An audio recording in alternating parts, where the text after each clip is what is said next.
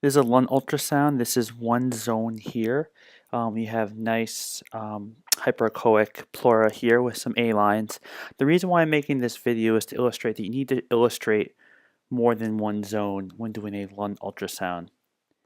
There's another clip here, and then we lose it. And then finally, this is the last clip I have. And really, there's only 3 small areas I can see of the lung view, and we need to see more than just these 3. This is a different patient done by a different provider, and I want you to see how that they're moving the indicator, moving the probe, I'm sorry, more distally. So you start at the apex, then you move down to get more zones, more areas of the lung to make it a more sensitive and specific test.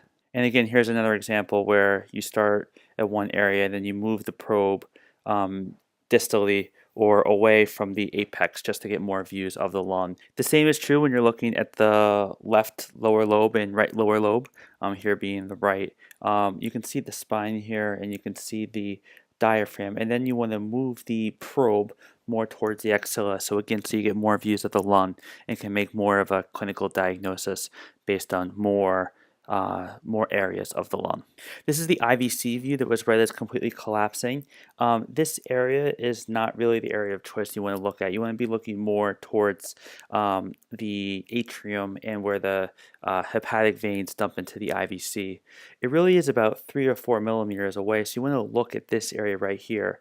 And it doesn't seem to be completely plump, but I wouldn't say it's collapsing completely. So to me, this is a technically limited study, and you can't really make a clinical diagnosis based on the IVC. And then finally, this is your cardiac view. This is what I'm seeing as a reviewer. I'm sure you're able to see more clearly, but as you can tell, I can't really tell much of the details of the heart because it's really undergained. So to me, this is also limited as well.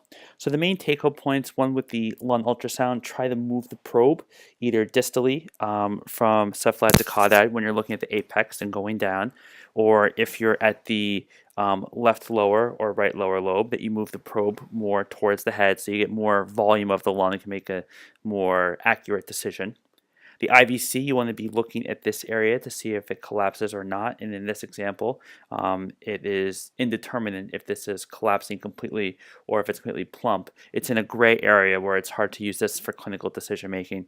And then finally with the cardiac, just making sure that we can optimize the gain so we can see better on what's going on. Hope this helps. Thanks for saving.